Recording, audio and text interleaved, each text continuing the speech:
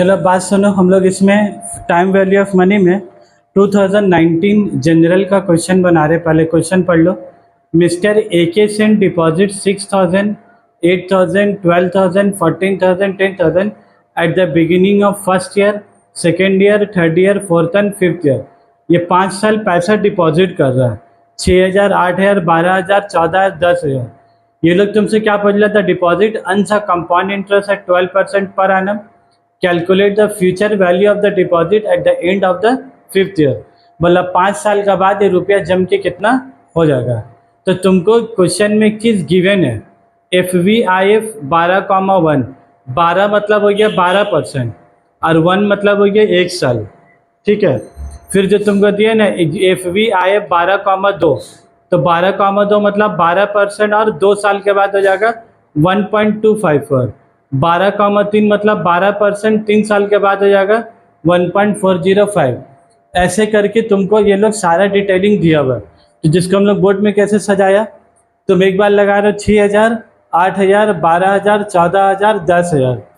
और ये पैसा तुम जो लगा रहे हो, तुमको क्या बोला निकालने के लिए?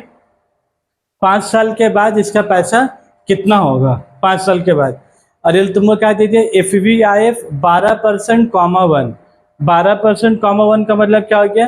तुम 6,000 रुपया 12% के लिए लगा रही हो और कितना साल के लिए? तुम 1 साल के लिए।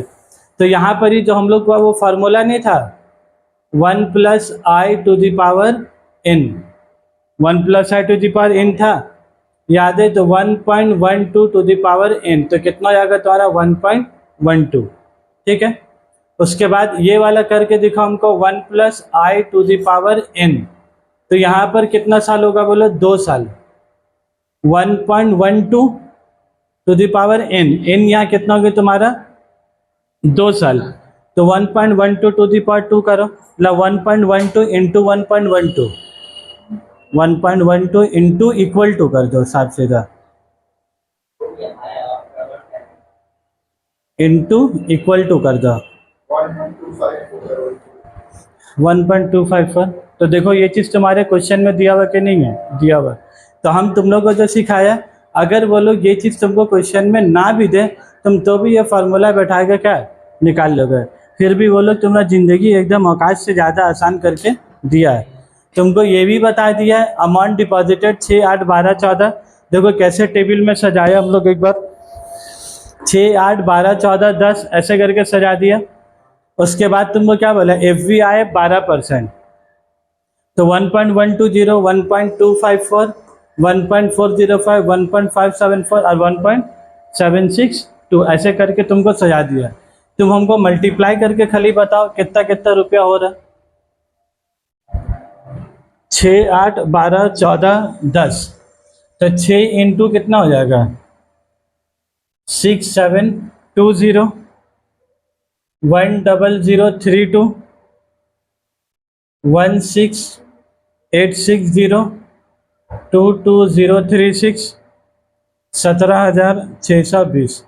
सबको टोटल मिला के कितना गया? 73,268, 73,268। मतलब क्या हो गया बोलो? ये जो तुमको दिया है ना, इसको मल्टीप्लाई करके यहाँ लिख दोगे। 8,000 इंटू 125 कितना हो गया? 10,032। 12,000 रुपया 3 साल के लिए लगा, कितना हो गया? 16,860।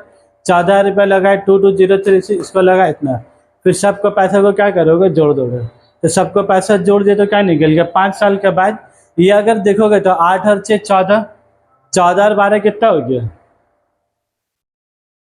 14 और 12 26, 26 और 14 40, 40 और 10 कितना हो गया?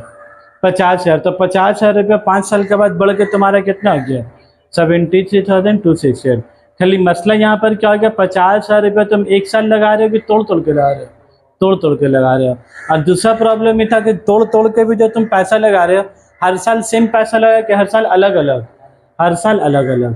तो जिसके लिए हम लोग फ्यूचर वैल्यू ऑफ एन्युटी किया, लेकिन वो जो शॉर्टकट वाला फार्मूला नहीं था, वो वाला annual cash flow into 1 + i, इसको हम लोग कैसे याद किए? तो लिखना है -1 डिवाइडेड बाई i।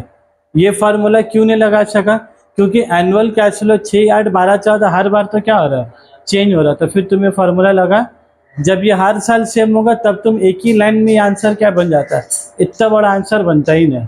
और भाई इतना बड़ा आंसर होता तभी ना तुमको 6 मार्क्स में पूछा है। ये फार्मूला बैठा के आ जाता तो 6 मार्क्स में पूछता, तो तुम तो 2 नंबर 3 नंबर में पूछता, आसान होता था। ठीक है, इसी के साथ क्लास का समाप्त करते हैं आज का।